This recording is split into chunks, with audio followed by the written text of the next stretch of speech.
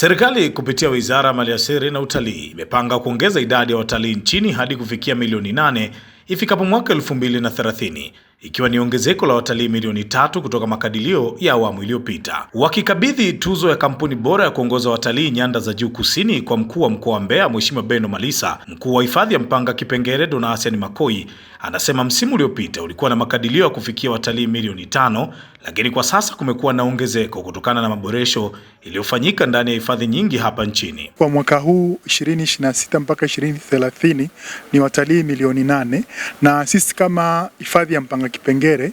pia tuna jukumu la kuhakikisha idadi hiyo ya watalii inaongezeka. Kwa mwaka 2020 tunapokea watalii wastani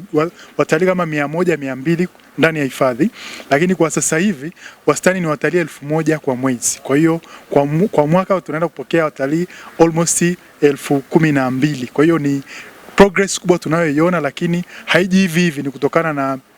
juhudi za Mheshimiwa Rais kupitia ile Royal Tour, kwa maana ya alivyoitangaza nchi na vivutio vyake, lakini pia uboreshaji mkubwa wa miundombinu, lakini pia na amani ambayo sisi kama taifa letu tunajivunia ni kisiwa cha amani, pia imekuwa ni chachu kubwa ya kuendelea kuongeza idadi ya watalii wanaotutembelea, lakini na wawekezaji kuwekeza kwenye maeneo ya utalii. Imesaidia kuongeza watu kututembelea kwa sababu wanakuwa na uhakika wa malazi ndani ya hifadhi, kitu ambacho pia kilikuwa ni changamoto kwa miaka ya nyuma. Tuzo hii kwa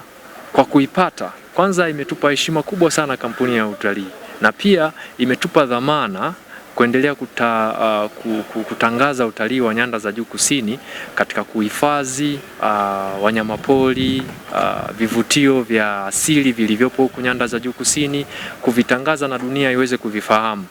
Kwa tuzo hii sasa imetupa fursa kuweza kuvitangaza vivutio vyote vilivyopo huku kusini, ili na wadau wengine tunaoshirikiana nao pia na wao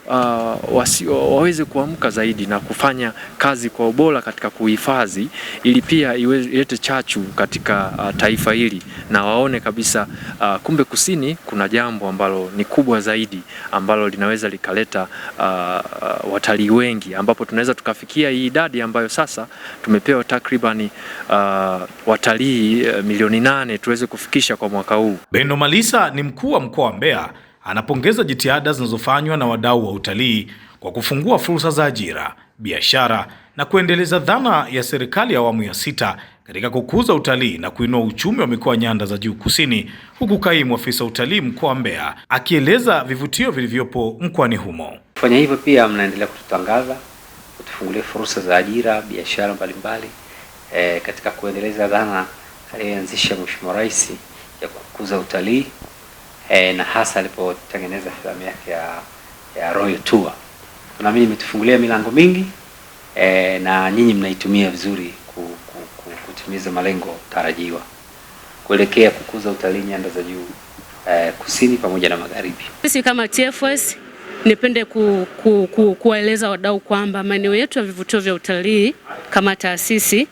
na kama maeneo ya vivutio vya utalii tunaendelea kuimarisha miundombinu ambayo itawahamasisha wadau kuja kuwekeza pamoja na kuendelea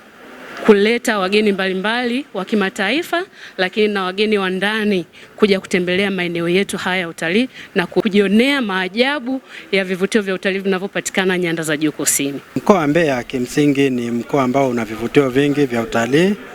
na vivutio vingi vikubwa vya utalii kama mnavyojua, tuna Lake Ngosi ambayo ina sura halisi ya ramani ya